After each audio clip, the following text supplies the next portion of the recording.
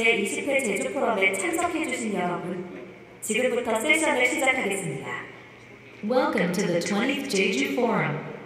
We will now begin the session.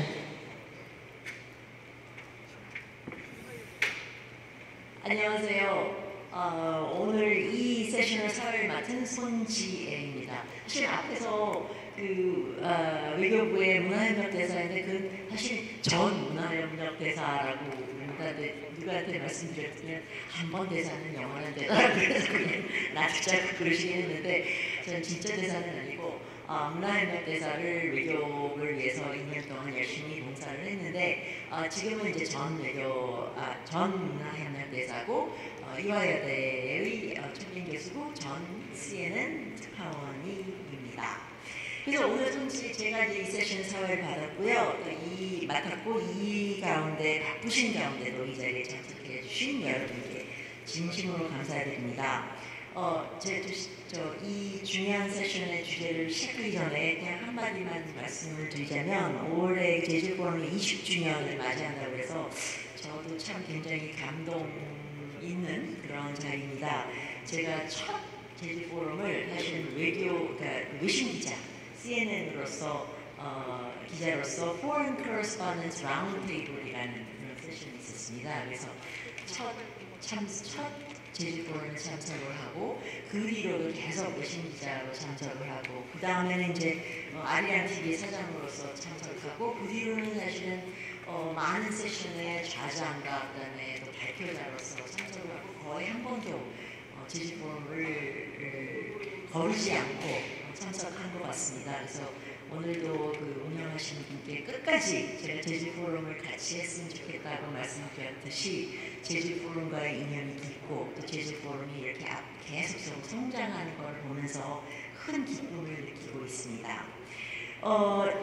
오늘 이 세션은 제가 작년에 맡고 올해 두 번째 맡았는데 작년에도 이 자리에는 장관님들과 만났는데 정말 불과 1년 전 얘기이긴 하지만 그 사이 세상이 한 몇 번은 바뀐 것 같습니다. 그래서 작년에 말씀을 드렸을 때 그 다음 해가 이렇게 변화무쌍할 거라고는 상상도 못했지만 트럼프 대통령의 어떤 집권이 트럼프의 2.0는 정말 우리가 몇 달 안 됐지만 정말 국제사회, 정치, 경제, 사회 모든 구조에 심각한 도전을 안겨주고 있는 것 같습니다. 그나마 저희 한국인이 위안이 된다는 점은 이 변화의 소용돌이에 세계 거의 모든 국가들이 같이 겪고 있다는 것이 이제 유일한 위안이 되지 않을까 싶을 정도인 것 같고요. 이런 엄중한 상황 속에서 오늘 이 자리에 다시 모시게 된 한국 외교의 수장님들, 많은 여러분들의 선배 외교관님들을 모시게 돼서 더욱 좋고 또 여기 있는 분들이 굉장히 무거운 짐을 드리는 것 같아서 한편으로는 걱정되기도 합니다. 정말 이 복합적인 위기를 어떻게 슬기롭게 헤쳐나가느냐에 대한 이분들의 어떤 깊은 통찰 그리고 또 경험에서로 나오는 이해가 굉장히 절실히 필요하기도 하고 어울러 또 좀 이빨 변화에 직면한 동북아 역학구조의 변화에 대한 진단 궁극적으로는 저희가 이제 알고자 하는 거는 한국이 앞으로 어떤 외교 전략을 모색해야 할지 이런 지혜를 이제 다 구하는 자리인 것 같습니다.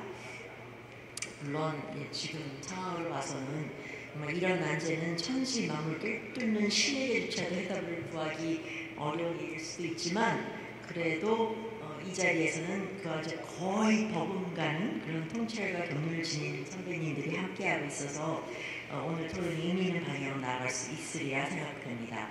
먼저 이제 각 장관님들 한 분 한 분께 발언의 기회를 드리겠습니다. 그리고 이제 간단히 이제 팔로업 질문에 대한 자유로운 토론이 이어진과 거의 동시에 청중 여러분께 질의의 기회를 드리도록 하겠습니다. 그러니 여러분께는 이제 저희 발언을 끝내시고 멀지 않게 여러분의 질문을 준비해 주시면 저희가 이제 마이크를 미리 준비를 부탁드렸습니다.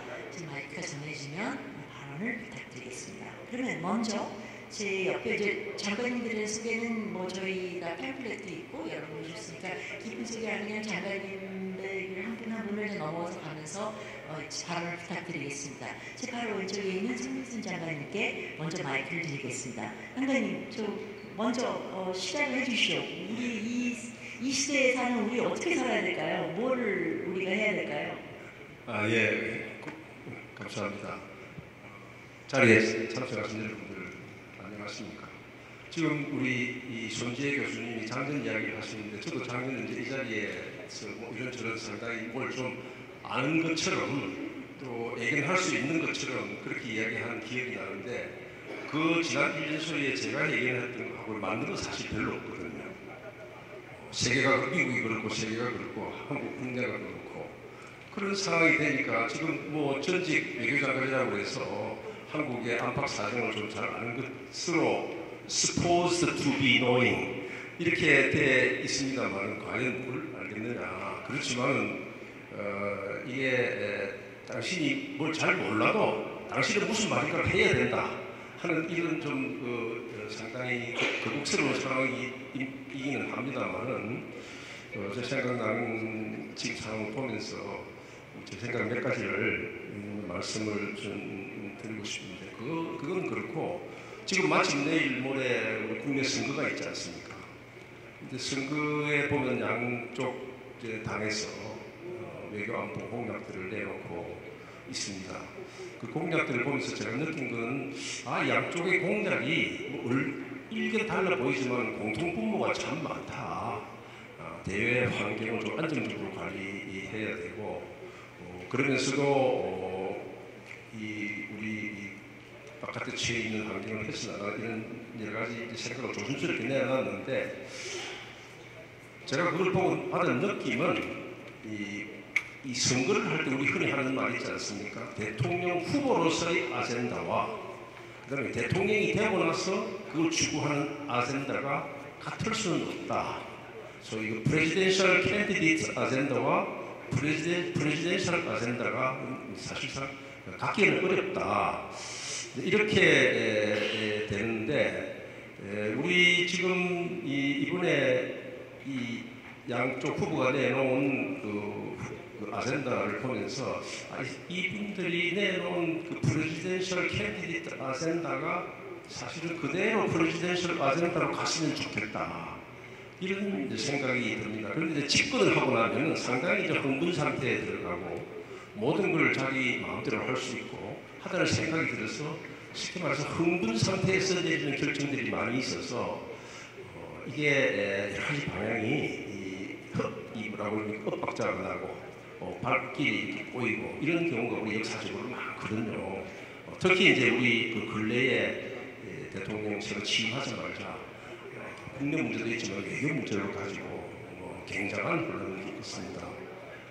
그래서 과거에 한때 보면 소고기 문제라든지 또 그 다음에는 또 원전 문제라든지 뭐 이런 등등 가지고 있는데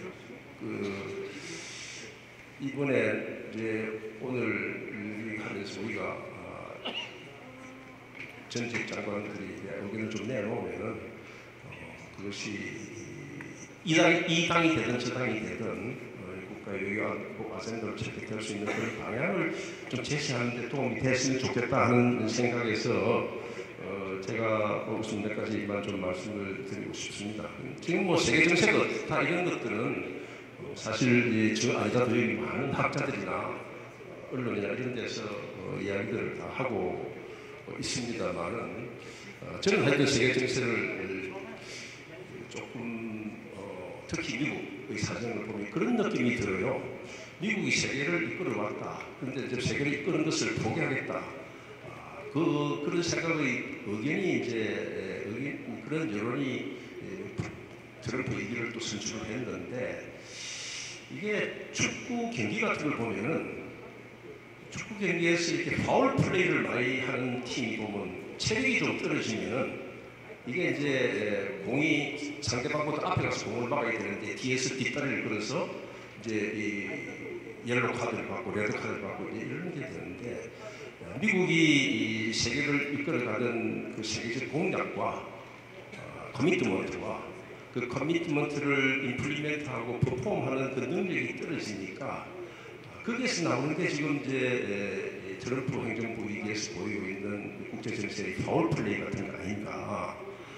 여러분들이 잘 아시다시피 이 국제 질서라든지 국제법 또는 뭐 규범, 뭐 등등 룰, norms, 뭐 이런 order, international law 이런 다 이야기를 하는 이건 기본적으로 다자적이거나 양자적으로 합의를 할 것을 지키는 거거든요. 그럼 예를 들어서 우리가 간단하게 얘기하면 한미 FTA, 한국이 지금 미국에 물건 수출하는 문제 가지고 또 투자하는 문제 가지고 엄청난 지금 이제 다 스트레스를 받고 있는데 사실 이건 전부 한미 FTA 지금 다 무력화시키지 않았습니까? 이게 이제 하나의 파울 플레이인데 그건 이제 뭐 국제적으로 WTO 무력화 마찬가지죠. 양자적으로는 기후변화도 마찬가지로 다른데 문제는 세계를 이끌어가고 있던 또 앞으로도 상당히 역할을 해야 될 미국이 파울 플레이를 할 수밖에 없는 이런 사실이 생긴 것에 대해서 우리가 지금 큰 고민을 하는 것 아닙니까? 미국을 비난한다. 미국이 잘못했다 이런 것보다는 그런 현상이 벌어진 것 자체가 뭐 저는 그렇게 봅니다만 이 세계화에 대한 그 배려로 미국 국민들이 거기에 대한 반발을 일으키는 거고 기본적으로 사실 미국이 지금 못 살고 있는 게 아니죠. 미국이 인구 3억 8천의 인구가 국민소득 9만 달러를 갖고 있는 거예요. 국민소득 9만 달러 이상 갖고 있는 나라는 조그마한 나라밖에 없어요. 그렇게 큰 나라는. 그 정도로 거대한 부를 갖고 있으면서도 이게 국내적으로 부를 제대로 나누지 못해가지고 그 제조업에 있던 사람들은 임금이 떨어지고 그러니까 줄어들고 그 금융 서비스나 빅텍 이런 거에 대해서 엄청난 소득을 하니까 그 소득의 엄청난 격차가 미국 내에서 빈부 활동을 일으키고 이렇게 해서 트럼프라는 현상이 생기는데 지금 트럼프는 그걸 가지고 대외적으로 문제를 관세라는 걸 통해서 이 문제를 해결하려고 하는데 사실 관세를 가지고 한다는 것은 저는 관세 정책을 하는 걸 보면서 이게 우리가 흔히 왜 one stone two birds 돌 하나 가지고 새 두 마리 잡는 거 그 불가능한다고 그러잖아요. 근데 지금 트럼프가 하고 있는 정책을 보면은 이 원스톤 투 버즈가 아니라 원스톤 포 버즈 일석사조를 하려고 하는 거예요. 자, 제조업에서 일자리 창출하고 그 다음에 무역 적자 해소, 재정 적자 해소, 인플레 잡고 거기다가 아마 일석오조가 되겠네요. 하나 더 보탠다면 그거 갖고 중국을 봉쇄하겠다. 이렇게 하니까 사실 이제 불가능한 트라이를 하고 있는데 저는 이 트럼프가 성공을 하든 실패하든 어떻게 하든 간에 결국은 제가 보기에는 우리는 많은 사람들이 성공하기 어렵다고 보고 있는 것 아닙니까? 그렇지만 우리가 여기서 세계를 조망하고 앞으로 우리의 대외관계를 생각하는 데 있어서 염두에 두어야 될 것은 트럼프가 성공을 하든 실패를 하든 트럼프 다음의 세계는 어떻게 될 것인가. 제가 감히 예측한다면 작년에 예측했던 게 실패했기 때문에 또 예측한다는 게 무리이기는 합니다만 그건 결국 바이든과 트럼프를 합친 거의 1.5 바이든이 1이라고 그러고 트럼프가 2라고 그러면 그 디그리에 있어서 또는 방향에 있어서 1.5 정도로 가지 않을까 이런 거를 염두에 두고 우리가 지금 방향을 정해야 될 것이다 이렇게 생각을 할 것입니다. 따라서 너무 트럼프에 맞추지도 말고 그렇다고 해서 트럼프가 예를 들어서 내년에 뭐 미국 중간선거 끝나고 나면 또 과거로 돌아갈지 모른다 이런 희망은 가질 수 없다. 그 1.5 트럼프 1.5의 세계 정도 트럼프 1.5가 아니라 바이든과 트럼프의 합친 게 1.5 정도 이렇게 봐야 된다고 생각하고 여기서 제가 이제 한국의 대외 관계에 있어서 주목하는 것은 트럼프의 대외 정책이 아까 이야기한 소위 흔히 말하는 그 공약과 능력의 갭을 리프만 갭이라고 그러죠. 자기가 했던 공약하고 이행할 수 있는 그 힘의 차이를 이제 리프만 갭이라고 그러고 어떤 사람들은 근래 와서는 이제 미국이 소위 그 프루갈 슈퍼파워 돈을 아껴야 되는 강대국이 됐다. 그 돈을 아끼다니까 지들이 할 수가 없는 거죠. 그렇게 됐는데 여기서 제가 이제 좀 주목하는 건 미국이 방위 공약하고 그다음에 이행 역량들의 간극을 하기 어려우니까 나오는 정책이 스피어 오브 인플루언스 다시 말해서 세력권 정치 됐다 미주 대륙하고 태평양 이건 좀 미국이 확실하게 하고 그 다음에 유럽은 뭐 유럽 사람들이 그에 따라서 해라. 그리고 뭐 인도, 남아시아, 뭐 이런 데는 인도 이런 나라들이 하고, 그 다음에 중국은 중국, 유라시아, 러시아 뭐 이렇게 몇 개에서 뭐 그거를 다국체계라고 이야기하는 사람도 있습니다만 그건 다국체계는 아니고 일종의 세력권 정치라고 생각이 되는데, 이런 상태에서 미국이 세력권 정치로 가는 그 방향이 윤곽이 이렇게 드러나고 있고, 그게 이제 대표적으로 나타나는 것이 우크라이나 유럽 사람들이 알아서 살아가는 거 아닙니까? 이제 이렇게 되는데, 그런 상황에서 우리가 느낄 수 있는 건 뭐냐면은 세력권 정치, 스피어 오브 인플루언스 인터내셔널 릴레이션스나 폴리틱스가 됐을 때 그 가장 예민한 충돌 지점에 있는 것이 한국이란 말이에요. 역사적으로. 왜냐하면 중국은 아시아 대륙은 내 스피어, 내 영역권이다. 미국은 서태평양까지 내 영역권이다. 이제 이렇게 되는데 그 충돌 지점이 한국인데, 이거에 대해서 미국이 근래에 나오는 전략들 이런 걸 보면은 한국, 일본, 이쪽에 동북아시아 이쪽은 뭐 거기 있는 나라들이 잘 좀 지켜라. 이런 생각이 나오고, 이런 이제 전략들이 나오고 있습니다. 이런 상황에서 사실 이게 스피어 오브 인플루언스는 미국이 주도하는 그 팍스 아메리카나의 시대에서도 중국이나 러시아나 인도나 이런 나라들은 자기들 세력권 주장을 해왔어요. 그래서 미국이 그 나라들의 정책에 오히려 맞춰주는 이런 이제 상황이 되었습니다. 그런 상황을 보면은 결국은 동북 아시아에서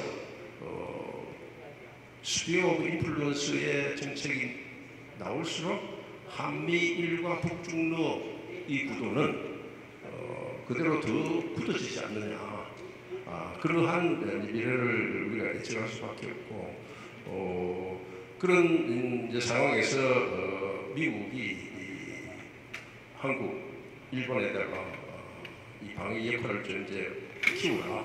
그래서 단순한 방위비 분담 이런 게 아니고 소위 그 코스트 쉐어링이 아니라 버든 쉐어링을 위해서 한국의 방위비 같은 거 올리라 이렇게 이야기하는데, 사실 한국은 방위비는 미국의 동맹국 중에서 최고로 높은 수준입니다. 2.7%. 이런 수준인데 이런 걸 우리가 어떻게 대응을 하실까 이렇게 되고, 여기서 이제 하나 더 이제 우리 생각을 해보고 싶은 것은 주한미군의 기능 조정. 주한미군은 이미 사실상 한국의 육군 한국에 있는 군대는 사실상 거의 미국이 말하는 전략적 유연성 개념에 상당히 이미 트랜스폼이 되어 있거든요. 이제 그런 걸 이제 더 구체적으로 명시적으로 하자고 이렇게 하는 그게 되는데, 이 주한미군의 기능 조정 이런 문제를 한국이 앞으로 어떻게 잘 대응할 것인가. 이제 또 하나 여기 있는 분들이 관심을 가질지는 모르겠습니다만, 근래에 일본이 주하고 미국하고 사이에 동북아시아에 있어서 이게 단일 전쟁 구역, 그러니까 원 티어터 전략, 전쟁 구역을 하나의 전쟁 구역으로 만들자 이렇게 되면은 이것이 한국이 여기서 어떤 역할을 할 것인가. 사실 동북에서 단일 정부를 형성하게 되면은 일본의 역할이 굉장히 커집니다. 한국에서 그런 일본의 역할이 커지는 것에 대해서 한국은 어떻게 이걸 반응하고 수용할 것인가, 이런 문제들이 우리가 볼 수가 있고, 또 하나는 사실 중국은 지금 이 상황에서 일어나고 있는 현상을 모택동이 국공 내전할 때 썼던 지구전, 오랫동안 버티면서 이긴다. 상대가 세면은 물러나고 내가 상대가 약해지면 나간다는 지구전이라는 그 프로트랙티드 워, 이 지구전 전략이 성공하고 있다. 중국은 그렇게 볼 것이기 때문에 중국은 지금 미국이 하고 있는 이런 전략에 대해서 민감하게 그렇게 반응하지는 않을 것이라 이렇게 봅니다. 무역 문제는 당연히 이건 티트 포 텟 관세로 있어서 리텔레이션 같은 거 하면서 하겠지만은, 그런 이제 상황인데, 하나 우리가 주목해야 될 것은 아까 제가 이야기하는 그 스피어 오브 인플루언스, 세력권 정치를 할 때 중국은 뭐라고 그랬습니까? 2017년이죠? 그 트럼프하고 시진핑이 말하려고 해서 만났을 때 시진핑이 이거 조선반도는 역사적으로 중국의 영역이었다. 그렇게 시진핑이 트럼프한테 이야기를 했는데 트럼프는 그게 나무나라 지나가는 소리를 가지고 내가 들었는데 시진핑이 그러는데 그거 뭐 저 원래 한반도는 중국 땅이었다면서 이렇게 코트를 했습니다.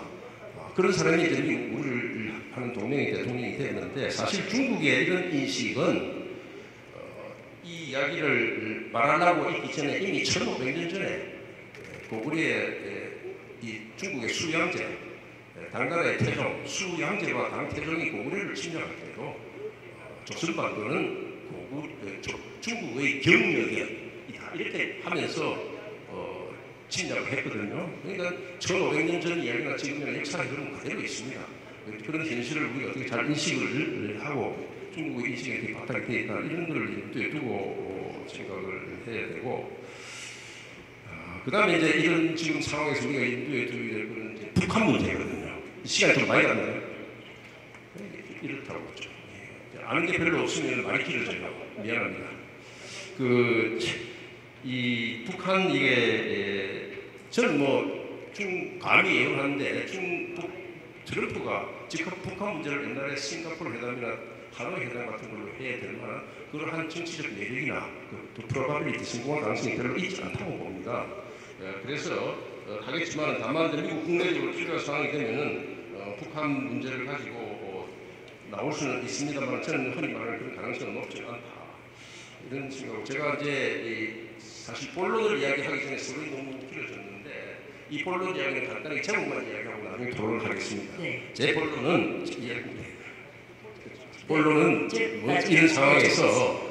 이런 상황에서 한국이 앞으로 해야 될 것은 첫째로는요 한미 동맹을 잘 지키는 가운데서 지금 미국한테 과도하게 의존하고 있는 동맹 체제를 의존형 동맹을 한국이 지금보다는 더 자립적인 그런 동맹으로 바꿔야 됩니다. 그건 미국이 원하는 바이기도 하고 그걸 그런데 한국은 자립적으로 바꾸는 걸 가지고 이게 그러면 미국하고 경기되지 않느냐라는 그런 공포심이 있는데 이걸 어떻게 극복하는 문제 있고 이제 그렇게 하는 과정에서 지금은 한반도에서 미국과 북한 사이의 균형을 이룬 한반도에서 핵 균형을 어떻게 남북 사이의 균형으로 갈 수 있는 길을 당장 핵을 무장하자는 이야기가 아니고 남북한 간의 핵을 균형으로 갈 수 있는 길이 뭔가 있는가를 그건 굉장히 좀 더 적극적으로 모색을 해야 된다는 이런 생각이 들고 그 다음에 현재 바뀌고 있는 세계 정세를 보면은 동북아시아를 포함해서 보면은 우리가 그동안에 지난 70년 이상 추구해온 한반도의 통일 정책을 기본적인 패러다임을 바꿔야 된다. 통일을 전면에 내세우고 국가의 중요한 정책으로 세우고 있으면은 한국이 많은 제약에 빠지고 한국이 통일로 갈 수 있는 길도 막고 주변으로부터 굉장한 부담도 주고 부담도 받고 이런 상황이기 때문에 통일 정책에 대해서는 통일보다는 우선은 안정과 공존 이런 것을 길로 접해야 된다. 그리고 네 번째로는 현재 상황에서 일본과 한국이 조금 전에 세션이 있었습니다만 한국과 일본이 이게 전략적으로 힘을 해요. 다시 말해서 동아시아 서태평양에서 미국과 중국이 충돌하는 과정에서 여기에 대해서 완충을 시키고 그걸 완화시키고 막아낼 수 있는 길은 일본도 한국도 하나가 아니고 한국과 일본이 전략적인 협력을 해서 건설적으로 이렇게 버퍼존을 만들 수 있는 또는 그 협력을 퍼실리테이트 시키는 이런 역할을 해야 될 것이다라는 걸 하나하고 마지막으로 안보보다 넘어서 경제 문제인데 지금 이제 아시아, 특히 한국도 그렇고 대만도 그렇고 미국에 투자를 많이 한다고 그러는데 미국에 투자를 했을 때 그 가능성이 당장 있느냐? 미국이 이 제조업을 투자할 수 있는 노동력이 돼 있지 않고 교육돼 있지 않은 상태에서는 미국의 한국의 일자리를 미국에 그쪽 가져가서 되는 게 아니고 이걸 이전하는 과정은 굉장히 그 페이스드 어프로치, 단계별로 잘 해서 해야 될 것이다. 이런 걸 제가 하도록 싶습니다. 예, 제가 끝내겠습니다. 아닙니다. 정말 감사합니다. 지금 정말 이렇게 굉장히 넓게 그래서 다른 장관님들께 많은 여지는 안 주셨지만 처음에 어떤 국내 어떤 정치에서 나오고 있는 외교 정책부터 시작을 하셔서 지금 여러 가지 동북아에서 일어나는 거 어떤 지금 우리가 정면으로 지금 대응하고 있는 여러 가지 어떤 과제들, 미국이 생각하는 한반도에 대한 주한미군의 기능 조정이나 아니면은 어떤 이 분야에서의 그 원 티에터 전략, 여기서 일본의 역할이 커지는 상황, 또 한반도를 이제 내려오자면 주로 이제 북한 문제를 중심으로 말씀해 주셨는데 이제 큰 제목을 말씀하시고 이제 제가 이제 저 추가적으로 여쭤보게 되지만 어떻게 보면은 우리가 지금 생각해야 될 여러 가지 이슈들이 남북 어떤 그 이렇게 미국에 대한 너무 과도하게 의존적인 정책보다는 자립적인 동맹을 추구하고 이제 특히 남북 핵에 대한 생각도 한번 해보는 거를 제안을 하셨고 그다음에 이제 어떻게 보면은 통일 정책의 패러다임도 한번 우리가 재점검을 해보는 측면이 필요하고 한편으로는 일본과 한국의 어떤 전략적인 협력이 굉장히 중요하다는 거 두드러진 걸 말씀해 주시고 앞으로도 이제 이 경제적인 어떤 도전 미국으로의 투자가 주는 어떤 도전에 대한 것도 우리가 한번 고려를 많이 해야 된다는 여러 가지 말씀을 해주셨습니다. 특히 첫 부분에 지금 우리의 그 이제 정말 며칠 안 다가서 이제 어떤 선거가 이루어지는데 지금 오늘도 사실은 선거를 벌써 여기서 제주에서 하신 분들도 투표를 하신 분들도 많더라고요. 공통분모가 많고 어떻게 보면은 같기도 하고 하는 그런 거를 보셨다고 그러는데 그런 것이 어떻게 보면은 굉장히 혼란스럽기 때문에 이런 혼란스러운 대외 정책에 대한 얘기를 어떻게 보면 다르게 얘기하기 쉽지 않을까라는 그런 생각도 듭니다. 그런 측면에서는 우리가 어떻게 보면은 미국이 겪고 있는 어떤 현상을 이해를 해야 되는 과제도 가지고 있는데 그런 거를 우리 김정은 장관님께서 이제 조금 설명해 주시면서 발언을 해 주시는 것이 아닐까라고 생각합니다. 장관님. 네, 사실 우리 송민진 장관께서 말씀을 여러 가지 해주셨는데 우리 국익의 관점에서 외교를 본다고 그러면 아마 다 비슷한 생각을 하지 않을까 생각을 합니다. 그래서 송 장관님의 생각과 저하고 그렇게 크게 다른 측면은 없지 않나 그런 생각이 들고요. 다만 이제 선거가 얼마 안 남았는데 송 장관님이 다행히 두 당의 메이저 당의 후보의 공약이 크게 다르지 않은 것 같더라. 저는 우리 외교적인 안보 측면에서 봤을 때 하여튼 누가 지도자가 되든 대통령을 선출이 되든 제일 중요한 포인트는 결국 한국은 어쩔 수 없이 지정학적으로 우리 한미 동맹을 가지고 있는 미국과 또 중국 사이에서 어떤 스탠스를 취해야 되느냐 하는 게 그것이 가장 우리의 외교적인 과제가 되는 건데 말씀하신 대로 한미 동맹은 이미 주어져 있는 거 요새 흔히 쓰는 말은 디폴트죠. 그거는 바탕으로 해놓고 그 다음 관계를 어떻게 가져갈 것이냐 하는 것을 생각을 해야 되지 않을까 생각을 합니다. 우리 송 교수께서도 말씀하셨는데 사실 작년부터 저는 제가 작년에 선거가 있기 직전에 미국을 방문한 적이 있었습니다. 그 당시에 우리 한국 언론에서는 이제 해리스 후보의 지지도가 좀 올라오기 때문에 굉장히 막상막하는 것처럼 얘기를 하고 있었는데 막상 제가 미국을 가서 여러 전문가들의 얘기를 이렇게 들어보니까 이미 그 당시에 저는 트럼프 대통령이 이길 수밖에 없는 선거구나 하는 것을 굉장히 느꼈습니다. 그 이유는 원래 민주당을 지지하던 미국의 기존 소위 노조라든가 이런 노동자 계층이 민주당의 텃밭이었는데 텃밭이었던 사람들이 공화당을 지지하는 현상이 벌어지고 그 다음에 소수민족에서도 오히려 민주당을 지지하는 사람들이 트럼프를 지지하는 현상을 보면서 이 민주당이 자기들의 지지 기반을 잃어가고 있구나 하는 것을 발견할 수가 있었어요. 그래서 제가 돌아와서 우리 언론에서는 아직 확정 안 해서 내가 보기엔 트럼프 된 거다라고 생각을 했는데 트럼프 대통령이 결국 생각보다 큰 표 차이로 당선이 됐죠. 저도 한번 생각을 해봤습니다. 그리고 왜 미국에서 저런 현상이 벌어질까 하는 것을 봤는데 제가 작년에 갔고 또 금년 초에도 워싱턴에 가서 미국의 여러 연구소들과 이렇게 얘기를 해보면 결국 미국 지도부가 갖는 소위 미국의 그 인텔렉트럴들이 갖는 고민은 딱 두 가지입니다. 하나는 미국이 과연 세계 1등국으로서 계속 지위를 경제적으로도 그렇고 유지할 수가 있겠는가. 그리고 현재 상태에서 경제적으로 이렇게 강해진 중국과 또 러시아를 동시에 상대할 수 있겠는가. 뭐 이것이 미국의 그 지도자들이 갖는 고민이 아닌가 싶습니다. 제가 어떤 사학자분하고 얘기를 하다 보니까 서양사를 하시는 분이 유럽에서 그동안 스페인, 포르투갈, 그다음에 네덜란드, 영국을 거쳐서 쭉 결국 미국이 1등국이 됐는데 그런 과정에서 바뀌는 과정을 보면 딱 한 가지 공통점이 있더라.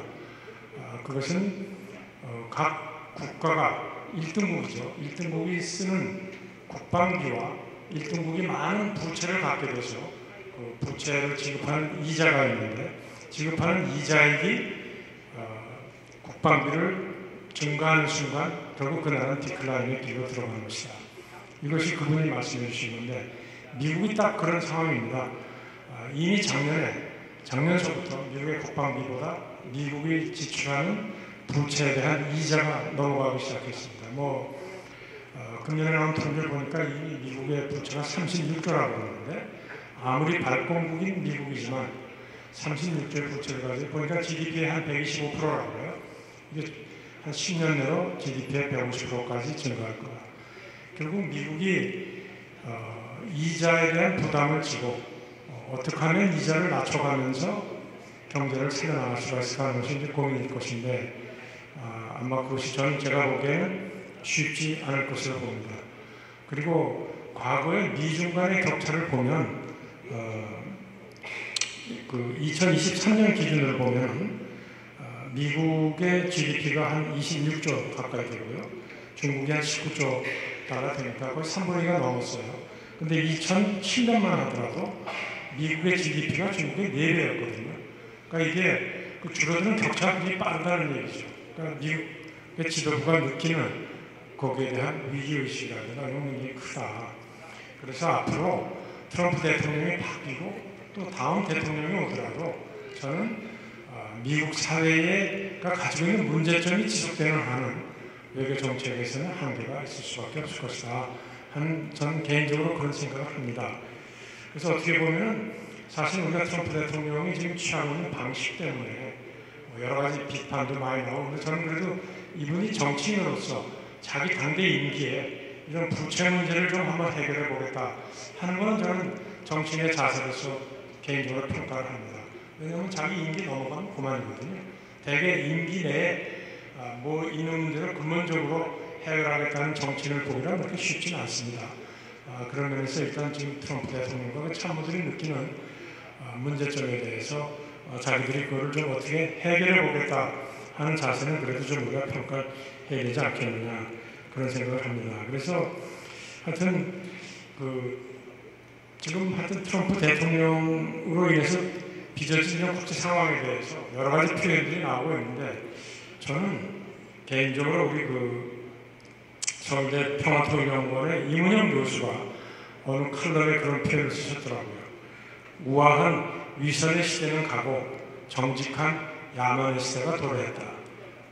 전 너무나 맞는 현재의 상황을 가장 잘 표현한 표현이 아닌가 그런 생각이 듭니다. 이미 미국은 사실 트럼프 대통령 들어서기 전에서부터 지금 똑같은 방식은 아니지만 가지고 있는 문제에 대해서 어드레스 했었어야 된다고 저는 생각을 합니다. 그거를 어드레스를 너무 우아하게 했기 때문에 자기들이 지금 이런 야만적인 사람들이 표현하는 그런 시대를 맞고 있는 거죠. 그래서 미국이 조금 자기들이 가진 문제를 근본적으로 치유하기 위한 해결하기 위한 어드레스가 좀 늦었다. 이것이 이제 트럼프 대통령한테 이제 떨어지는 바람에 이렇게 됐고 지금 결국은 미국이 취하고 있는 태도는 그동안 미국이 일방적으로 공급하는 공공재를 더 이상 우리가 하지 않겠다. 저는 그렇기 때문에 소위 말하는 킨들버거 트랩이 다시 일어나는 것이 아닌가 하는 개인적으로 걱정을 합니다. 지금 전 세계 질서를 봤을 때 미국이 공공재를 공급을 안 하면 과연 누가 할 것인가? 그럼 유럽은 경제적으로 농락해서 할 수 있겠는가? 좀 이런 문제들 우리가 기본적으로 국제정세에서 생각해봐야 되지 않을까 생각을 하고요. 저는 동북아의 질서를 보면서 사실 우크라이나 전쟁이 벌어지고 바로 얼마 안 있었을 때 그리스 아테네에서 아테네스 디모크라시 포럼이라는 게 있습니다. 뉴욕타임스가 주관을 해서 하는 포럼인데 아시아에서는 한국이 민주주의를 제일 잘하는 나라다. 그래서 한국이 이게 아테네에서 모이기 전에 5대6에서 미리 민주주의에 관한 회의를 하고 그리고 이제 아테네에 모여서 회의를 하는 그런 방식이었는데 그 사람들이 아시아에서 보니까 한국이 가장 모범적으로 민주주의를 하는 나라다. 그래서 우리 아시아 서울에서 제가 관여하고 있는 연구원에서 태제미래전략 연구원에서 아시아를 대표한 그 민주주의를 토의를 하고 그리고 이제 아테네로 갔었습니다. 근데 그때 아테네에서 벌어졌던 우크라이나 전쟁이 벌어졌기 때문에 누구 책임이냐 하는 것에 대해서 굉장히 많은 토론이 벌어졌었는데 제가 의외로 생각했던 것은 그때 미국에서도 뭐 전명한 학자이시기도 하고 유엔에서도 많은 활동을 하셨고 제프리 삭스 교수가 연단에 들어섰는데 오히려 이거 미국이 그 당시에 했던 약속을 지키지 않은 것이다. 이런 발언을 하셔서 뭐 굉장히 논란이 되고 그래서 제프리 삭스 교수는 제가 90년대 소련이 멸망할 당시에 러시아 대사관에 근무하고 있었는데 그때 새로 등장한 러시아의 경제 정책을 자문했던 사람이에요. 그래서 그 당시 상황을 잘 아는데 이분이 그런 발언을 해가지고 다들 러시아를 비판하는데 다른 말씀을 하시니까 굉장히 큰 논쟁이 벌어졌던 기억을 하고 있습니다. 그래서 사실은 우리가 국제사회에서 벌어지는 논쟁을 봤을 때 어느 것이 진리인가 하는 것을 보기가 참 쉽지 않습니다. 제가 그걸 보면서 다만 제가 여기서 말씀드리고자 하는 것은 솔직히 한국이 민주주의 모범 국가라고 했던 국가가 지금 이제 탄핵을 당하신 우리 윤석열 대통령이 계엄을 하는 마음에 정말 너무 한국이 그동안 쌓았던 민주주의 아시아에서 제일 잘하는 민주주의라는 국가가 좀 무색해지고 좀 부끄러웠던 일이 저는 지금도 굉장히 좀 가슴 아픈 얘기입니다. 우리 한국이 정말 자랑할 만한 민주주의였는데 이것이 지금 꺾였다. 외국에서 보는 평가한 한국은 그럼 어떨까 하는 것에 대해서 좀 굉장히 좀 개인적으로 부끄러운 심정이고요. 사실 그 직후에 제가 미국 친구들을 많이 만나면서 참 부끄럽다 그런 얘기를 제가 많이 했었습니다. 그리고 사실 저의 개인적인 관심은 우크라이나 전쟁으로 인해서 또 거기에 북한이 참전을 하게 되면서 동북아에서 어떤 영향을 가져올까 하는데 트럼프 대통령이 되면서 사실 제가 개인적으로 제일 걱정했던 것은 이분이 당선이 되면서부터 북한 얘기를 계속 했습니다. 북한 김정은 위원장과 내가 사이가 좋다. 북한과의 관계를 개선하겠다.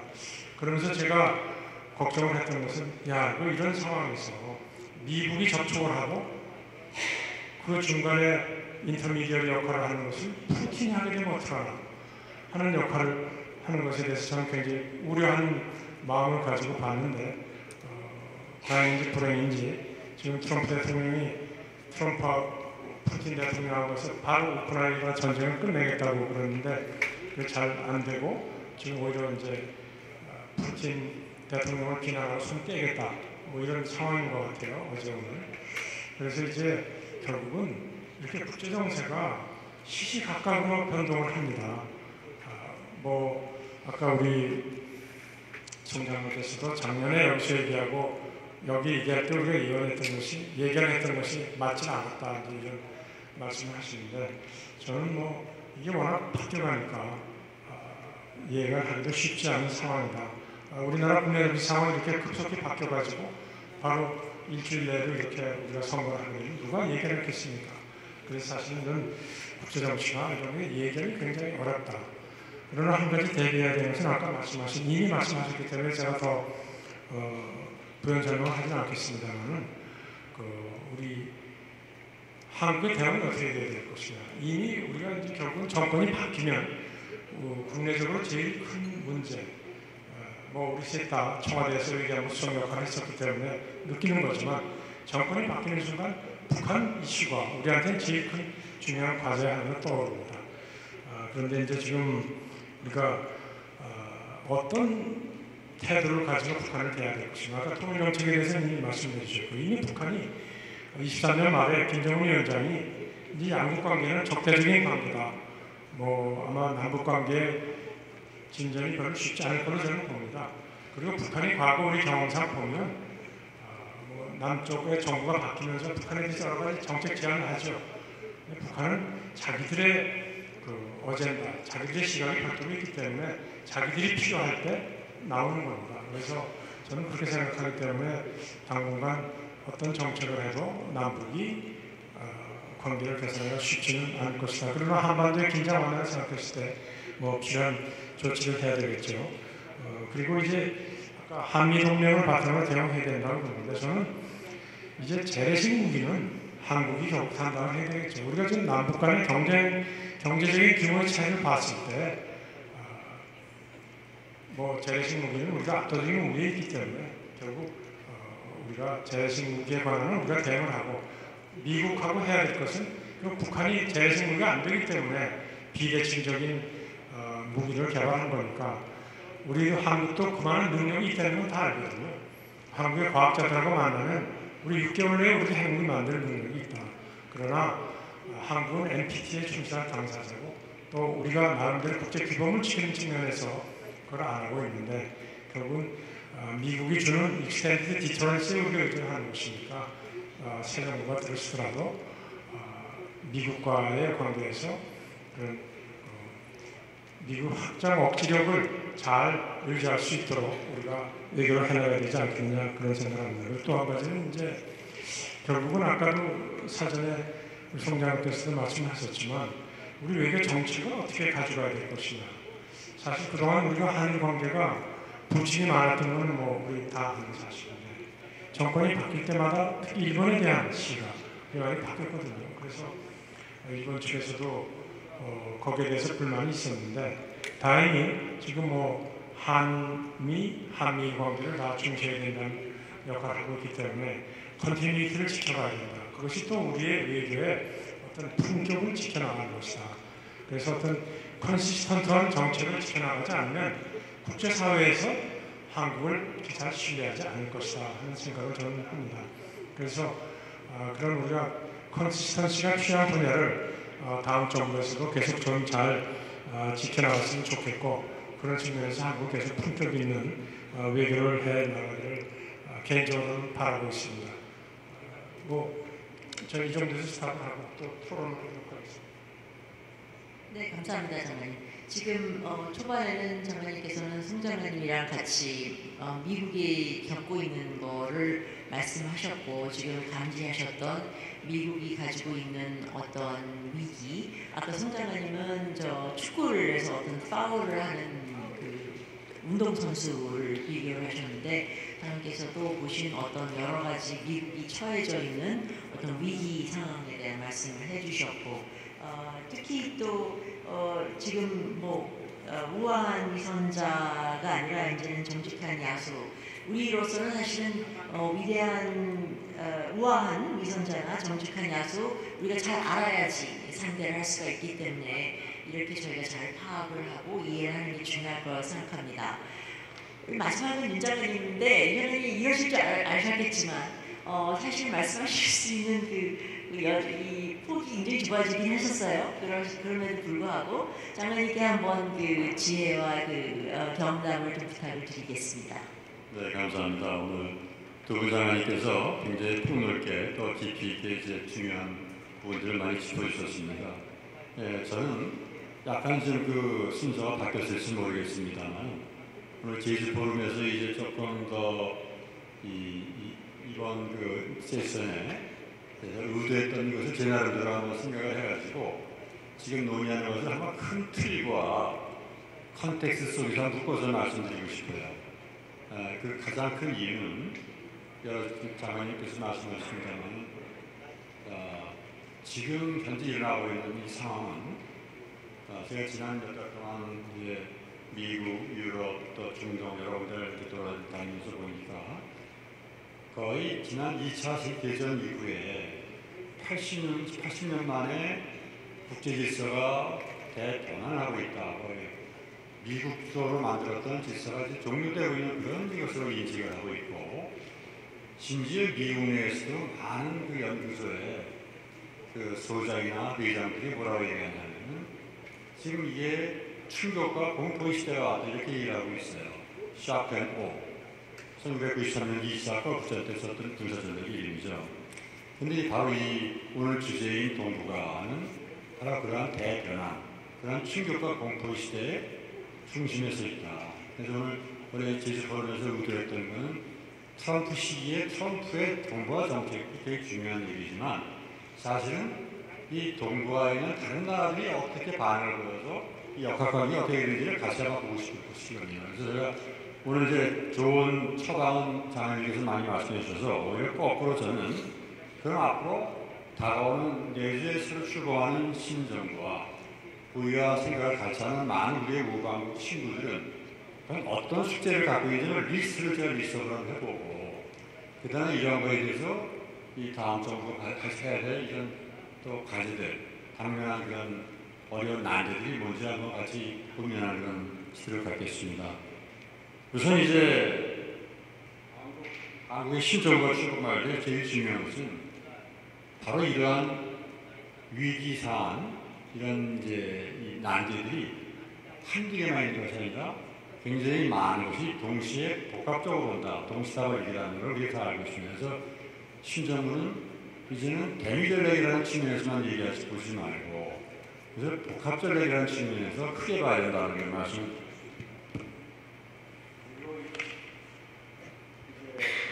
지금 현재 트럼프 행정부의 정책은 딱 동북아 정책이라는 말로 명명하지는 않습니다. 그러나 과거에 이제 미국의 동북아 정책의 큐를 보게 되면은 벌써 한 30여 년 됐습니다만, 대개 보게 되면은 이제 세계 전략의 일부가 많았고, 아니면 이제 아시아 태평양 전략, 동아시아 전략의 일부가 있었습니다. 지금은 주로 인태 전략의 일부가 이루어지고 있는데, 어떤 전략이든지 간에 미국의 대전략은 가장 커다란 그 트리거링 요인이 한 5가지 정도 됩니다. 하나는 국제관계의 변화고, 두 번째가 미국의 전략적 이해와 우선주의죠. 세 번째는 가치관이고, 주로 민주당 계통입니다만, 네 번째가 송장관께서 말씀하신 바로 미국의 역량인데, 여기 플러스 미국의 의지의 역량, 의지의 변화입니다. 다섯 번째는 특히 국내 정치, 포퓰리즘이 강할 때는 또 그런 분야가 큰 요인인데, 이런 것에 의해서 굉장히 영향을 많이 받고, 이러한 지금 기존의 전략은 사실은 오바마 때 그런 피보트 의사나 리버런싱 의사의 연결선상에 있는데, 이 트럼프의 2기에서는 그것이 굉장히 더 독한 형태로 보이고 중국에 이제 맞춰져 있다는 이런 말씀을 드리고 있는데, 듣고 싶습니다. 아직까지도 공식적이고 체계적인 그런 전략이 나오는 건 아니지만, 분명히 말씀드릴 수 있는 건 이 트럼프의 플레이북은 지금까지 어떤 전임 그 행정부의 플레이북과는 완전히 다르다. 완전히 다르다면 좀 어폐가 있습니다만 상당히 다르다 이렇게 말씀을 드리고, 그럼에도 불구하고 기존에 얘기했던 뭐 미국 우선주의라든가, 또 마가 메이크 어메리카 그레이트 어게인이라든가, 또 뭐 거래 외교, 트랜잭셔널 디플로마시, 이런 거는 모든 분야에서 이제 영향을 미치지만, 그 이외에도 우리가 지금 지난 4개월 동안 보게 되면은 굉장히 차별화되는 몇 가지 그런 현상이 있다. 한 7가지 정도가 있는데, 제목만 말씀을 드리면, 첫 번째로는 루비오 장관이 취임하면서 이제 국무부의 미션 스테이트먼트를 했어요. 여기 뭐라고 얘기하냐면, 앞으로 아메리카 퍼스트 웨이브의 기준은 세 가지다. 그것은 Make America safer, stronger, and more prosperous. 그 세 가지가 기준이고, 그 다음에 얼마나 미국의 국익에 concrete benefits, 구체적인 이익이 오는지가 최대의 기준이다.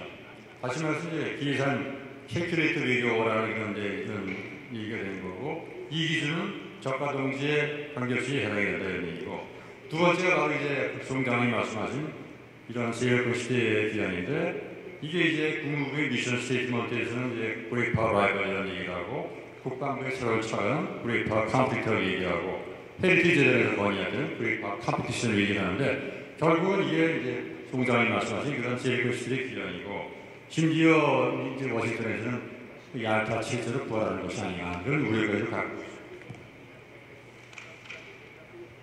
세 번째는 역시 말씀하신 겁니다만 이러다 보니까 미국의 능력이 약하다 보니까 결국은 글로벌 문제에 대해서 이제 리더십이 후퇴하고 이제 오버리치는 좀 그만하고 선택적으로 관여하겠다, 셀렉티브 인게이지먼트 하겠다는 얘기를 할 수 있고 그러다 보니까 이제 우크라이나 중동은 빨리빨리 끝내고 네 번째 이제 더 특이사항입니다만 이제 모두는 중국이다. 중국이 최우선 위협이다. 그래서 이번에 이제 아직 비공개입니다만 워싱턴 포스트에 이제 보도된 거는 이제 잠정적인 그 국방 지침에 중국이 소울 페이싱 트레스다. 최우선 위협이다. 이렇게 이제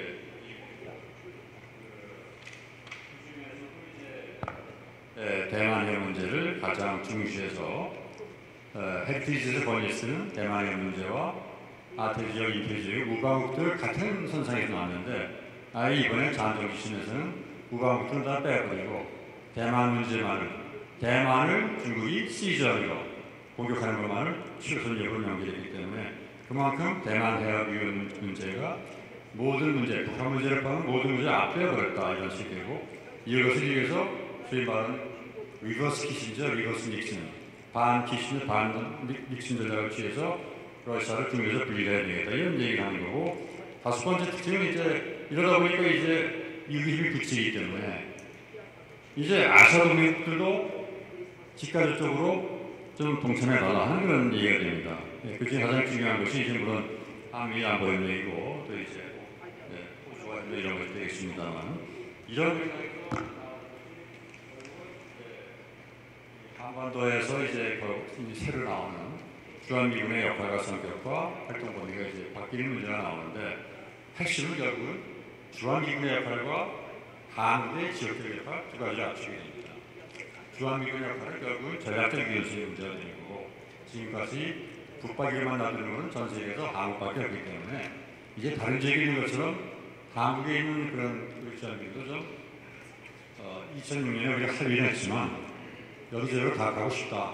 2006년에는 대만 문제만 한국 국민의 의사에 따르겠다고 얘기했지만 더 이상 그 얘기는 하지 않고 이제는 어디든 시간에 간직하면 좋겠는데 그것을 주한미군도 활용했으면 좋겠다 이런 얘기가 되고 더 나아가서 한국도 지역 역할을 강화했다. 이미 이 얘기는 2021년 문재인 바이든, 2023년 윤석열 바이든 공동선에 이미 상당히 상세히 깔려가 있는데 이번 2025년 4월에 이제 한미 외교장관에도 이제 이게 어느 정도 포함이 되어 있죠.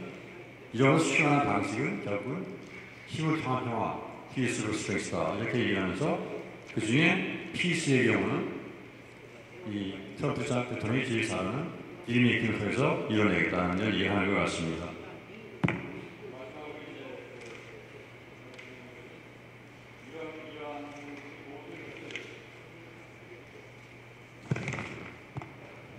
이러한 모든 것을 속도감 있게 아무래도 이제 중간 선거 때까지는 실사로 밀고 나가겠다는 이런 속도 좀 하겠다는 이런 얘기이기 때문에 그래서 우리한테 앞으로 이제 이 8가지가 동북아 전략의 훨씬 중요한 단계가 될 것으로 생각이 되고요. 여기에 대해서 이제 두 번째로 동북아 국가들이 반응하는 걸 보게 되면 역시 미중 관계가 제일 중요한데 아마 중국의 입장에서는 제 생각에는 미국에 대해서는 인파이팅과 권투를 치게 되면 아웃박싱을 같이 구사하는 것 같아요. 원투원 미중 간에는 끝까지 버티고 또 이제 협정하면서 미국 이외의 나라, EU, 일본, 호주, 한국 또 글로벌 사우스에 대해서는 이 일종의 반미연합세력을 구축하기 위해서 여러 가지 미소외교도 하고 또 과거의 전략외교를 좀 그만 약화시키는 식으로 하면서 결국은 미국이 남긴 공백을 메꾸는 그러한 공백 메꾸는 전략을 하면서 MHA가 아니라 MCGA, Make China Great Again 하는 그런 외교를 펼치는 게 아닌가 생각합니다. 또 하나는 이제 제일 중요한 것이 이제 기존의 그 2022년 중국과 러시아 간의 이 무제한한 그 전략 협력 이런 문제가 최근에 북러 동맹 조약과 북한의 우크라이나 전쟁 측면을 통해서 사실은 이제 이 북중러 간에 어떻게 보면 이제 그 상당히 그 비공식적인 그런 이제 협력 관계가 형성이 되는 그런 이제 우려가 있습니다. 그래서 앞으로 북러 간의 협력이 한반도에 어떤 영향을 미치는 굉장히 중요한 상황이 됐고요. 심지어 앞으로 우크라이나 합상 결과는 한반도에 미치는 영향, 특히 북미 협상의 전망에도 어떤 영향을 미칠 수가 있다 이렇게 보고 싶습니다. 그래서 이제 우리가 앞으로 걱정하실 필요가 있는 것은 북한 문제가 되게 중요하다고만 그동안 생각해 왔습니다만 앞으로는 대남 문제와 연계해서도 굉장히 걱정을 해야 되고 또 우크라이나 문제까지 포함해서 경우에 따라서는 두 개의 컨티전시, 세 개의 컨티전시가 동시에 순차적으로 갈 가능성도 있다 이런 얘기를 할 수 있고 이미 벌써 작년 4월에 바이든 정부는 북한, 대만, 북한, 중국, 러시아의 세 나라의 동시다발적인 핵 위협 가능성에 대한 지침을 승인해서 의회에 가 있고 최근에 또 이제 그러한 또 움직임이 있습니다. 여기에 대해서 결국 이제 앞으로 이제 이 영내에 있는 우리 미국과 이제 협력을 해야 될 것 같습니다. 간단히 이제 한국 신정부의 앞으로 위경 전략 관련해서 말씀드리면 결국 이러한 복합적 구도에서 봐야 되는데 핵심은 결국은 이러한 프레그멘팅 이런 국제 질서 하에서는 국제 연대와 자강이 굉장히 중요하다. 그래서 앞으로 이 위경 전략을 그런 맥락에서 복합적으로 봐줬으면 좋겠다 하는 말씀을 드리고요. 두 번째 중요한 것은 어떤 한국 정부가 오든지 간에 사실은 임기 5년에 나눠가지고 위기가 오진 않습니다. 거의 초반부에 굉장히 많이 집중적으로 옵니다. 노무현 때도 그랬고 노무현 때도 그랬고 문재인 정부 때도 많이 그랬습니다. 그런 것이 상당히 5년 동안 괴롭힙니다. 또 갑자기 통보성으로 오는 경우가 많이 있습니다. 그런데 문제는 이 신정부 같은 경우는 민주주의였기 때문에 작업을 할 수 있는 여유도 없습니다. 그래서 이러한 것을 굉장히 이제 우리가 염두에 둬야 되는데 초기에 대처를 하는 글로벌 이슈를 벌써 되었습니다. 지역 문제도 되었습니다. 대만, 북한, 남중국을 포함해서 굉장히 많고 그 다음에 이제 세계적인 그런 이슈도 엄청나게 많기 때문에 이런 것을 민주주의가 없는 그 신정부가 얼마나 빨리 복합적인 걸 계산하면서 속도감 있게 할 수 있냐는 그런 걱정이 되고요.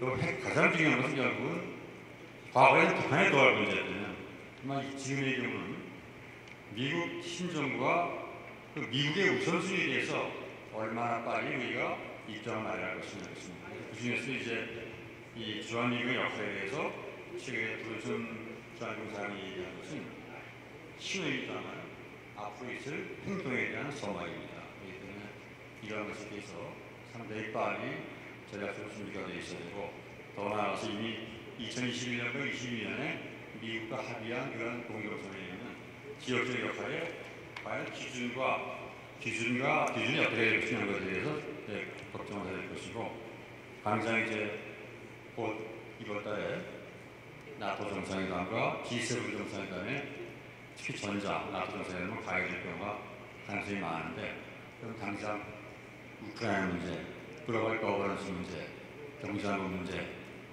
또 거기서 한미도 만날 가능성도 있는데 일본 문제 어떻게 할 거냐 당장 지금부터 준비해야 됩니다. 시간이 2주도 안 남았습니다. 그래서 굉장히 급한 상황이기 때문에 이 신정부가 어느 쪽에서 되든지 간에 굉장히 준비된 정부가 되어야 되는데 선팽정부에서 마지막 말씀드린다면 이러한 리스크들도 많이 있습니다만 기회들도 많이 있다. 벌써 한미 외교장관 간에 6개 분야에서 같이 해보자고 우리가 합의한 게 있습니다. 그래서 조선 분야, 원전 분야, 에너지 분야, 또 방산 분야, 첨단 기술 분야 많이 있습니다.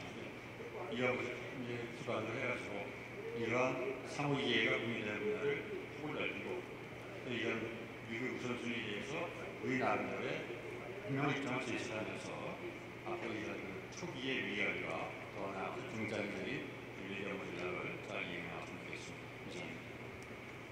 감사합니다, 장님.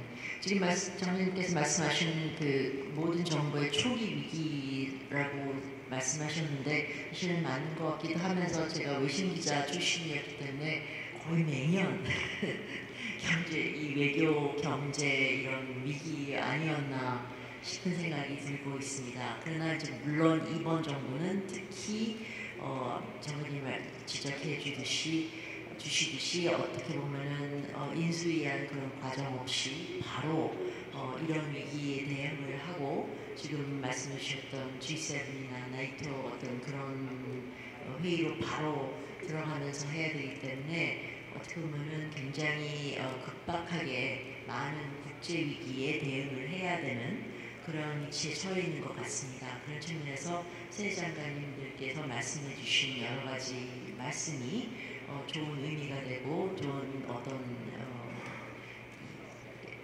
걸음이 되지 않을까라는 생각이 듭니다. 좀 여기서 하는 것보다는 사실은 지금 30분 남았는데 조금 시간도 보니까 이 청중들한테 조금 이 질문의 기회를 먼저 드릴까 합니다. 그래서 만약 마이크가 준비되셨다면 손을 들고 질문을 하시는데 질문을 하실 때 저희가 부탁드리는 거는 처음 이 자신을 밝히시고 그 다음에 질문을 해주시고 저희가 굉장히 많은 질문을 기대하기 때문에 질문 하나씩 좀 부탁을 드리겠습니다. 여기 있는 지금 회색 양복을 입으신 분이 손을 들으셨는데 네. 예, 장관님들 말씀 잘 들었습니다. 청중들 편의를 위해서 영어로 질문드리겠습니다. I'm a current courier correspondent for Southeast Asia Today and actually a former world news anchor at the Arirang News as well. So she used to be my boss, by the way. I'd like to ask a question on a sort of common topic you've all discussed today in this very good occasion. The change of regime in the upcoming snap election. Lee Jae-myung and Kim Moon-soo are the two most likely candidates to come out as presidents in the upcoming election in a few days. And it seems like they do a very different approach, especially towards the US and countries in Northeast Asia. So I'd like to ask, maybe spark a discussion between our ministers on how each candidate, what sort of policies and what sort of outcomes do you expect in the case of either Kim Moon-soo becoming the president or Lee Jae-myung becoming the president? 동시에 되셨겠지만 혹시나 이걸 안 끼고 계시는 분들을 위해서 간단히 말씀드리겠습니다. 지금 아리랑의 옛날에서 지금은 Southeast Asia News이지만 옛날에 아리랑 앵커이셨던 분이었고 질문을 드리는 건 이제 앞으로 두 후보님들 김문수 후보님이나 이재명 후보님이 이제 대통령 두 분 중에 한 분이 대통령이 됐을 때 각 후보가 대통령이 된 상황에서의 대북 정책이나 어떤 남북 관계에 있어서의 분명한 차이가 날 거라고 생각하시는데 각 두 분이 어떤 식으로 정책을 펴실 것인지에 대한 장관님들의 의견을 여쭤봤습니다. 송 장관님. 그게 아마 제일 사람들이 관심을 가질 것 같은데 과거에였으면은 이제 보수적인 정권은 북한에 대해서 강경하고 압박 정책을 지속을 하는 걸로 하고 좀 진보적인 정부에서는 북한하고 대화 협력 이런 걸 좀 많이 해보자 이런 우리 흔히 아주 스테레오타입 구분이 되겠습니다만은 지금 한반도 정세와 국제 정세가 북한 자체가 제가 보기에는 미국이나 대외적으로 협력을 해서 하겠다 이렇게 큰 매달리는 요인이 상당히 줄어드는 그런 상태이고 그 다음에 북한이 이미 2017년에 핵국가로서 등장한 이런 상태에서 협상을 했을 경우에는 북한의 핵 상태를 오히려 그대로 인정하는 가운데서 협상을 해야 되기 때문에 그 결과에 대해서 아무도 이 낙관적인 결과를 하기 어렵습니다. 그래서 제가 생각하기에는 대북 정책에 있어서도 물론 만약에 이제 이재명 후보가 되면은 대북 정책에서 또 트럼프가 들어왔기 때문에 과거에 싱가포르, 하노이 패턴 같은 걸 리바이벌 시켜서 이 돌파구를 만들고 싶은 당연한 그 욕구 이런 건 있겠지만 현실적으로 아까 제가 모두에 말씀드린 대로 지금 동북아 정세부대가 한미일 북중 이게 더 굳어져 있는 상태이고 그다음에 북한이 이 러시아하고 우크라이나 문제, 우크라이나 협력을 이렇게 하면서 스스로가 지금 아주 그렇게 다급한 상황이 아닙니다. 그리고 미국도 지금 북한에 정치적인 투자를 해서 정치적 투자를 해서 그렇게 잡고 있기 때문에 그런 상황을 감안하면은 진보 정부에서 이재명 대통령, 이재명 후보자가 된다 하더라도 그런 그 남북 관계를 어떻게 돌파하겠다는 것은 굉장히 좀 조심스럽게 접근할 수밖에 없을 것이다. 자, 이런 생각을 저는 그렇게 보고 그 다음에 이제 김문수 후보가 됐을 경우에는 이제 기존의 정책을 그대로 이제 유지할 것이다. 이제 이런 시각에서 보이고 있습니다. 모르겠습니다. 우리 다른 전직 장관님들 어떻게 보시는지. 네, 장관님 말씀하신 것들은 우리가 전형적으로 생각하는 어떤 진보나 보수의 어떤 정책이 이번에는 차이가 나타나기 어려울 거다라는 여러 가지 의견을 말씀을 해주시면서 지적하셨는데 어떻게 동의하시는지 아니면 달리 생각하시는지 한번 여쭤보겠습니다. 김장관님 일단 마이크를 들고 계셔서. 네, 저는 뭐 기본적으로 송영환님하고 비슷한 생각을 합니다. 그리고 아까 송영환님도 서두에 말씀하셨지만 지금 두 후보의 외교안보 정책에 큰 차이가 보이지 않는데 그 북한과의 관계 저도 그렇게 얘기했습니다만 조심스러울 수밖에 없고 이렇게 뭐 성과를 내기가 쉽지 않은 상황이거든요. 오히려 저는 사실 아까 서두에 좀 말씀드리고자 하다 나중에 프론트 하자고 멈췄지만 조금 이제 한반도 시각에서만 봐가지고 남북관계의 진전을 이루기는 쉽지 않은 상황이다. 그래서 저는 오히려 지금 뭐 우리 북한 핵 문제에 대해서 여러 가지 방안이 나오는데 저는 개인적으로 북한이 굉장히 핵에 대한 집착이 전보다 더 강해졌기 때문에 북한만 가지고 너 북한만 핵무기를 포기해라라고 얘기하는 게 아마 잘 먹지 않을 것 같다. 그래서 오히려 이제 새 정부가 저 개인적인 바람은 새 정부가 오히려 중국, 미국, 중국, 러시아 뭐 핵무기에 있어서는 특히 미러, 그다음에 이제 중국 뭐 이런 나라들에 대해서 오히려 큰 틀에서 세계적인 핵군축을 좀 주장을 하셔가지고 거기에 응해서 북한도 따라와라 이런 식의 어프로치를 하는 게 오히려 효과적이지 않을까 하는 생각을 저는 개인적으로 좀 하고 있습니다. 그래서 오히려 새 정부에 바라는 게 있다면 좀 그렇게 큰 틀에서 한국의 어떤 이니셔티브를 가지고 그런 국가적인 어젠다를 해서 주변에 우리와 관계 있는 뭐 과거 송영환 육자회담 수석 대표를 하셨지만 관계한 육자국이라든지 아니면 NPT 체제에서 이렇게 해야 된다는 국제적인 틀에서 오히려 어프로치하는 게 좋지 않나 개인적인 생각을 가지고 있습니다. 예, 저는 어떻게 보면 어떤 아까 육자회담도 말씀하셨지만 어떻게 보면은 한반도를 넘어서는 어떤 그런 국제적인 틀에서 해결하는 거를 그런 것이 새 정부가 좀 이끌어갔으면 좋겠다는 말씀이세요.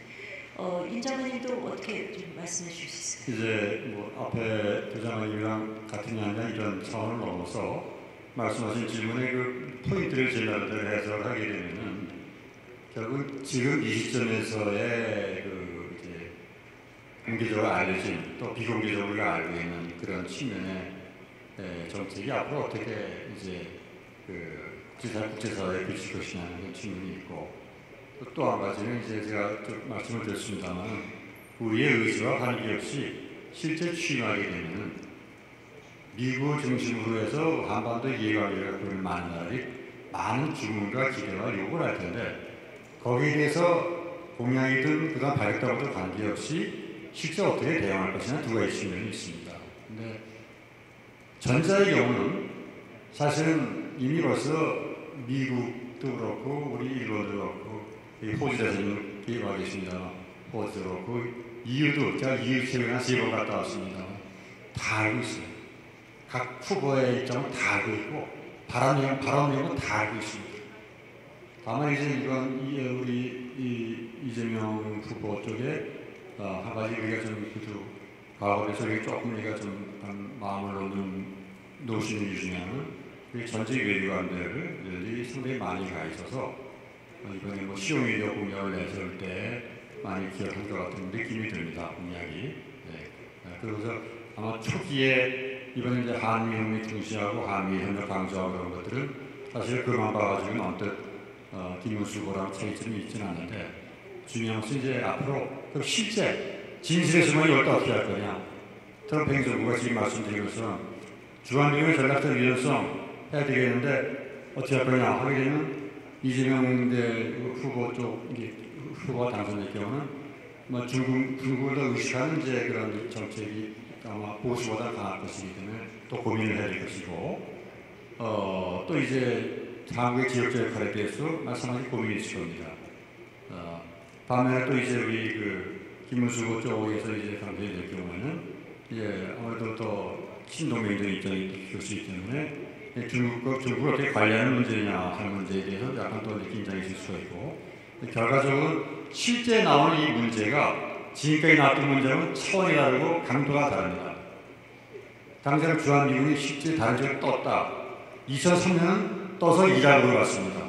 이제는 떠서 이락 가는 게 아니라 대만의 근처로 가게 되면 새로운 문제일 수가 있기 때문에 어떻게 할까는 굉장히 커다란 고민을 해야 돼요. 아직 고민할 준비가 제가 보기에는 어느 쪽 캠프도 아직 안 되는 것 같습니다. 지역적 역할은 더 큽니다. 한국의 지역적 역할은 그것이 군사적인 역할이라고 많이 가정한다면 굉장히 큰 역할입니다. 그래서 우리 글로벌 거버넌스 문제와는 다른 차원에서 많은 기준과 많은 프로세스를 통해서 또 국민 여론과의 또 그런 교류를 통해서 해야 되는 그런 고민이 있기 때문에 더 중요한 것은 제가 보기에는 지금 공약도 중요하지만 실제 주어진 현실의 사안에 대해서 국제사회의 신뢰가 가는 방향으로 행동하는 정부가 이게 중요하다.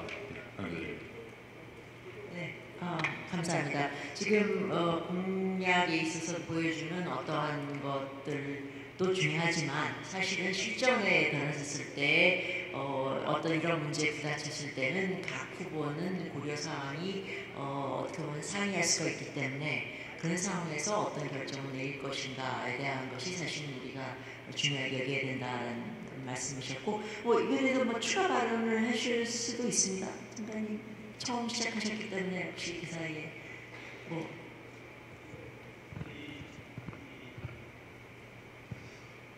대화 일정 중에서 오늘 이제 전략적 유연성이라는 말을 많이 하고 대만 문제 이야기하고 거기에 대해서 이게 계시는 분들이 조금 애매한 생각으로 도대체 추상적인 전략적 유연성 이게 뭐냐 말이지 잘 아시겠지만은 쉽게 말해서 한반도 바깥에서 무슨 필요가 생기면은 한국에 있는 미군을 좀 시소하게 빼서 거기도 배치하고 들락날락 할 수 있게 하고 한반도 북방이 주한미군 28,000명을 한반도에 북방에 그대로 둘 수는 없다. 그러면 미국이 주한미군뿐만 아니라 세계 전 미국, 일본, 유럽, 일본, 한국 다 이렇게 된다 이런 건데 우리는 이제 특히 이게 대만 사태가 생기면은 이게 한국에 있는 미군이 거기에 개입함으로 해서 한국이 자동적으로 미중 간의 전쟁에 개입해서 우리가 타격을 입을 것이 아닌가라는 그런 우려를 가지고 많이 이야기를 하는데 사실 이미 한국에 있는 미군은 다 전략적 유연성에 맞기 때문에 다 리스트럭처링이 되어 있습니다. 그리고 그러한 리스트럭처링 자체뿐만 아니라 한번 상상을 해보십시오. 만약에 미국과 중국이 대만 문제를 가지고 충돌하면은 한국에 있는 미군은 자동적으로 개입하죠. 자동적으로 개입할 수밖에 없기 때문에 이걸 가지고 무슨 전략적 유연성이라는 걸 가지고 구체적으로 그때 어떻게 하시냐 이렇게 권리에 물어가지고 이 사항은 아니고 중요한 것은 말이죠. 여기서 이제 우리가 하나 더 생각해야 될 것은 그런 상황이 생겼을 때 한국에 있는 미군이 거기에 뭐 사실상 개입할 수밖에 없는데 그 상황에서 한국군에 대한 군사 작전 지휘권을 통제하는 건 미군이란 말이에요. 그 미군이 지금 없어진 상태에서 그 사람들의 지휘 구조, 소위 코맨드 스켈리턴이라고 그러죠. 그 껍데기만 가지고 한국군 지휘한 이런 상태가 되는 것을 우리가 지금 대비가 안 돼 있어요. 그래서 이것과 관련해서 이제 말씀을 드리고 싶은 것은 전 세계에서 자기 나라의 군대의 몸체를 일부가 아니고 몸체를 외국군이 지휘한 나라는 한국밖에 없습니다. 심지어 이라크 전쟁 때도 이라크 군은 자체 군에 대해서는 자기가 지휘권을 가졌어요. 그래서 우리가 이 문제, 이거는 들어가면 핵 문제와 같이 관련돼서 복잡해집니다만은 계속 이렇게 미루어가고 있으면은 쉽게 말해서 미군이 손을 놓으면은 한국은 자기가 스스로 군사 작전을 지휘하고 통제할 능력이 없는 아주 정말 무력한 상태에 빠진다. 이게 대한 위기감이 있어야 돼요. 위기감이. 이제 그것과 관련해서 아까 또 이왕 나왔으니까 이제 우리가 이 군사 작전권과 핵 능력하고는 상당히 연결이 되어 있는데 우리가 이제 핵 능력을 이야기하면은 현재적인 핵 능력과 잠재적인 핵 능력을 이야기하는데 이 잠재적 핵 능력이라는 것은 NPT 체제 범위 내에서 갖는 것을 말합니다. 그런데 이제 이 잠재적 핵 능력만 이야기하면은 NPT 탈퇴하자는 말입니까? 그리고 미국하고 등지자는 말입니까? 제재받아가지고 나라 경제 발전할 말입니까? 이렇게 의문을 갖는데 그러면 독일이랑 일본이 NPT 체제 내에서 잠재적 핵 능력을 가지고 있는데 그 나라들이 미국한테 제재를 받고 경제적 타격받고 등지고 살았습니까? 그렇지 않거든요. 그래서 이런 냉정한 객관적인 사실과 그 다음에 냉정한 현실을 접목시켜서 볼 수 있는 그런 그 시각을 국민들뿐만 아니라 정부가 좀 딱 다잡아야 될 것이다. 그런 생각이 듭니다. 네, 감사합니다.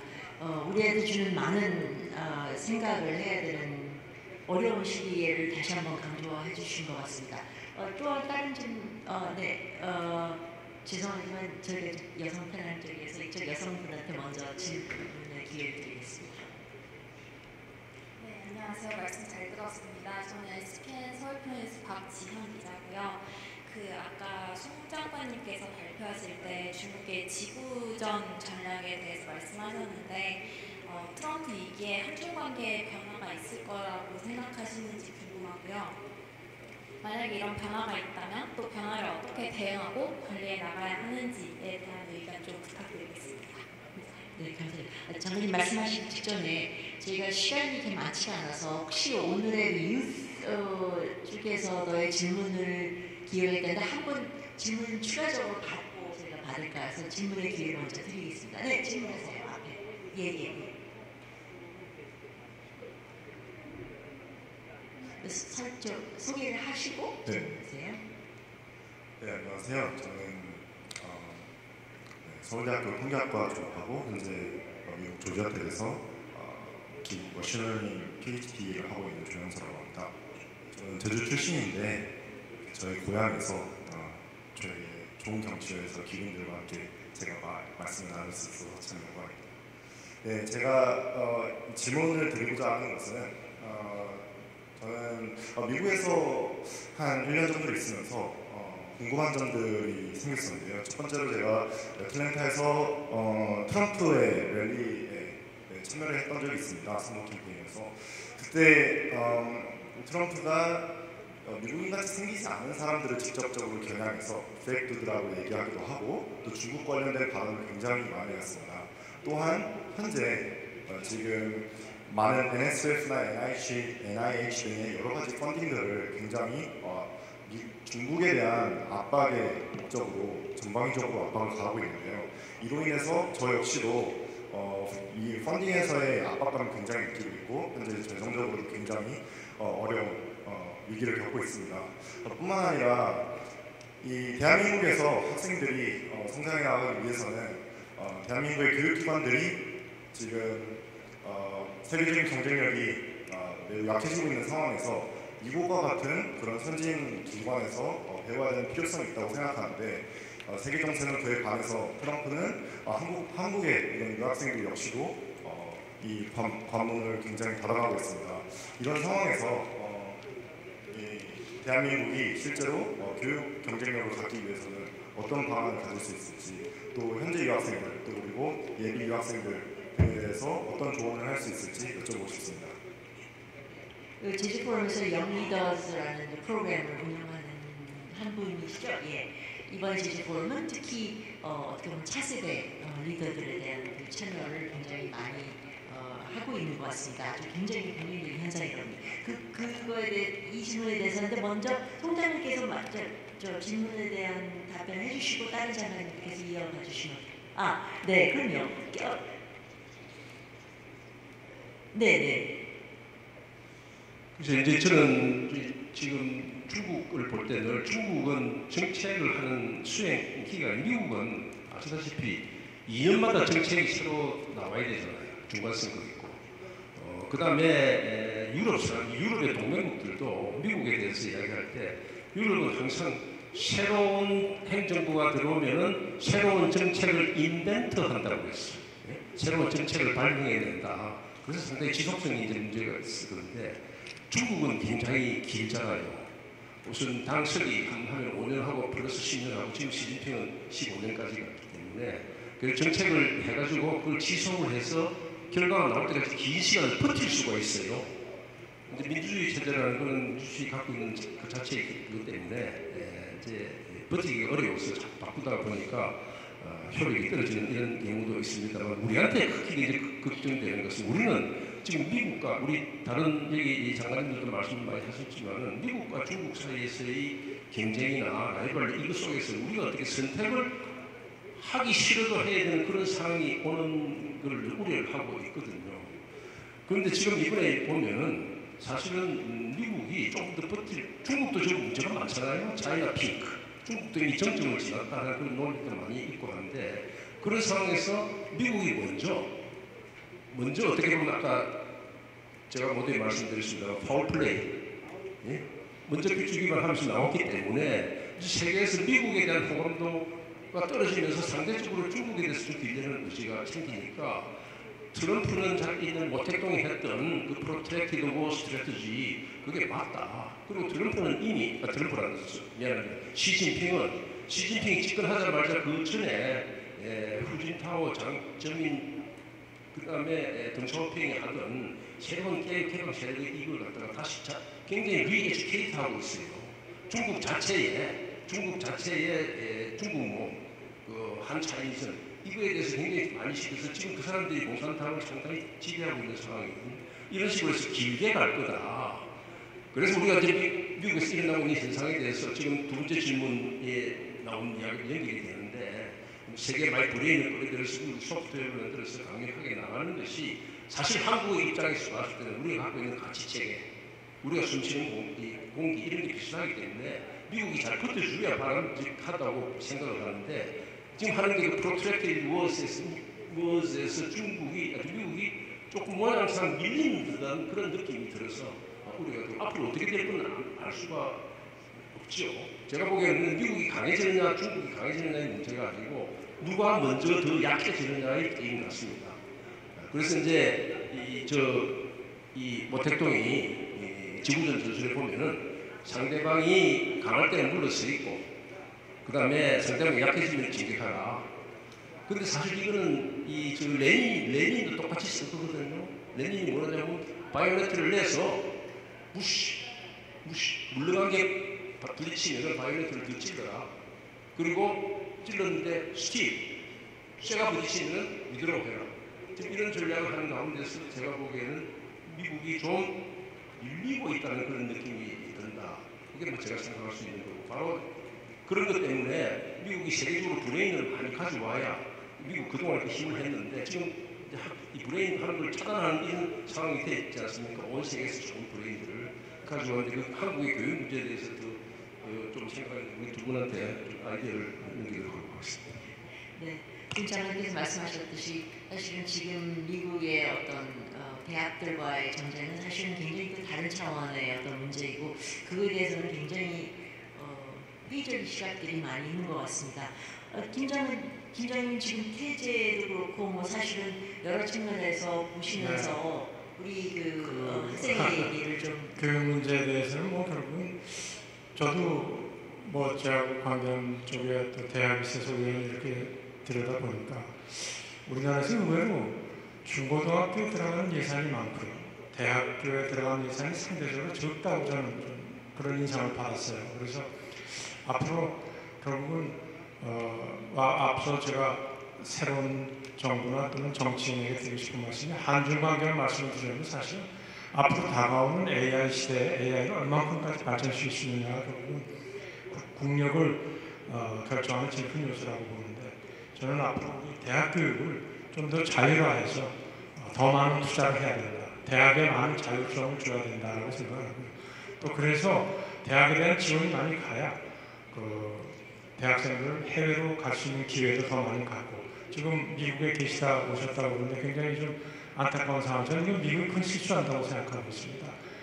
말씀하신 대로 인재를 자꾸 끌어들여야 되는데 인재를 바깥으로 오히려 나가게 하는 그런 건 분명히 잘못된 정책이라고 저는 생각을 하고요. 우리 정부도 그런 우리 학생들이 대외로 나갈 수 있고 우리보다 더 앞서서 우리가 조금이라도 배울 수 있는 게 있으면 부지런히 한국 정부가 돈을 내서라도 내보내야 된다. 저는 개인적으로 그렇게 생각을 하고 있습니다. 그래서 오늘 아까도 말씀은 이럴 때 한국 대학들의 큰 기회가 있다고 말씀하시는 분들도 있는 것 같습니다. 민장님도 좀 정부에서 말씀해 주시면. 예, 조금 그 질문을 더 확대해서 제가 답을 말씀을 드리면은, 결국 미국이 지금 이렇게 세계 초강대 국가인들이고 또 지금 현재 여기까지 왔습니다만, 그렇게 된 여러 가지 이유 중에 하나가 이민을 많이 받을 때 이민의 나라였다는 거, 또 전 세계에서 이런 인재들을 끌어들여가지고 정말 이제 그 브레인을 활용했다는 그런 것들이 크게 작용했기 때문에, 그래서 멜팅 팟인데, 이번에 이제 여러 가지 이유입니다. 굉장히 이유가 많습니다. 알리지 않는 이유가 많이 있는데, 그 여러 가지 이유 때문에 이걸 이제 차단하게 되게 되면은 당장 이제 우리 학생들 자체의 그런 문제도 굉장히 큽니다만, 둘째로는 이제 이 유학을 하고 돌아가가지고 안 그랬으면 굉장히 친미적이고 미국의 우군이 됐을 그런 장래 지도자들을 어떻게 보면 반대 입장에 몰아넣는 상황이 될 수가 있거든요. 그래서 굉장히 그것은 이것은 바람직하지 않다 이런 말씀을 드리고, 그것이 최근에 이런 관세 정책으로 인해가지고 카나다, 호주에서 우리 선거에 영향을 미치고 그러지 않았습니까? 그러니까 지금 미국이 너무 프로키아 인트레스트, 편협한 이해관계에 집중해가지고 과거 리더십을 발휘할 때처럼 굉장히 커다란 의미의 인라이턴드 인트레스트 쪽으로 나가야지만, 더 포용을 해야지만 계속 이제 중국을 압도하고 진짜 계속 이런 지위를 유지할 수 있는데, 이러한 모든 분야에서 특히 소프트 파워 분야, 학술 분야까지 이렇게 다 차단하고 하게 되면은 단기적으로는 그것이 미국의 재정책에 도움이 될지 모르지만 중장기적으로 봤을 때는 여러 가지 미국을 더 외롭게 하고 고립시킬 수가 있다. 그래서 오히려 이제 더 열린 마음으로 하기 좋겠다. 그래서 제가 지난 한 6개월 동안 계속 미국에 가서 하는 얘기는 딱 세 가지입니다. Make America Great Again 다 좋고 또 우리가 도와주려고 그러는데, 하나만 더 붙여라. Make America and Alliance Great Again. 이란 더 붙여라 하는 얘기했고, 두 번째로는 당신이 루비오 공장을 임명할 때 뭐라 그랬냐. 루비오는 Make America and the World Safe Again 할 수 있는 사람이기 때문에 공장을 시켰다고 그러는데, 그러면 미국만 세이프하게 하지 말고 이 세상 월도 세이프하게 하라. 그걸 좀 지켰으면 좋겠다는 얘기했고, 요즘 와서 이제 뭘 얘기하냐면, 하여튼 우리 한미 간에는 특히 트럼프 행정부에서 리스크도 많이 있지만 기회요인도 많이 있기 때문에 기회요인을 더 기회요인을 더 확대해가지고 얼마나 우리가 필요한 전략적인 동반자인지를, 특히 한국이 얼마나 미국이 중요한 이런 동맹인지를 더 확인해봐라. 그래서 Why do you need each other more than ever? 이게 제가 항상 치료해가지고 이제 미국식 강조하는 얘기입니다. 근데 미국에서도 많은 분들이 이러한 한국의 전략적인 중심을 인정하기 때문에 학생들 교육도 중시하고 또 AI도 중시하고, 특히 앞으로 있을 여러 군사적인 전략적 중요성이 되는 한국의 기획적 교육에는 여러 가지 면에서 한국의 기여를 기대하고 있습니다. 그래서 이런 모든 면에서 앞으로 신정부가 굉장히 복합적인 자세를 가지고 또 서로 윈윈하는 자세로, 때로는 좀 트럼프에 설득을 하고, 때로는 이제 원칙적인 자세를 견진하고, 때로는 우리 여기 나와 있는 많은 우방국들을 연대해가지고 또 새로운 지휘 전선을 또 세컨 티어를 도출할 수도 있고, 이런 식으로 했으면 좋겠습니다. 네, 맞습니다. 소장님도 잠깐. 교육 문제 청년들이 많이 있으니까 한 가지만 말씀드리겠는데, 제가 해외 근무를 하다 보니까 애를 밖에서 중등학교, 고등학교를 다니고 국내에 들어올 때가 돼서 그 애를 다시 한국의 대학으로 데리고 오려고 그랬더니, 거기에 한국에서도 티칭을 하고 미국에서도 티칭을 하는 그 미국인이 너는 그러면 너 애를 망치는 길이다. 너 애를. 왜 그러냐? 한국에서는 초등, 중등, 고등학교까지 죽기 살기를 공부시키고 그 다음에 대학 갈 때는 놀고, 미국에서는 초중등에서는 열심히 놀고 스포츠하고 놀고 그 다음에 대학에 들어가서 진짜 공부를 시작하는데, 니는 너애를 그렇게 하려고 하지 거꾸로 리버스 공부해야 될 때는 안 하고 안 할 때 가서 또 해야 되고 이런 거꾸로 가기 때문에 잘 생각해라 이런 걸 들었어요.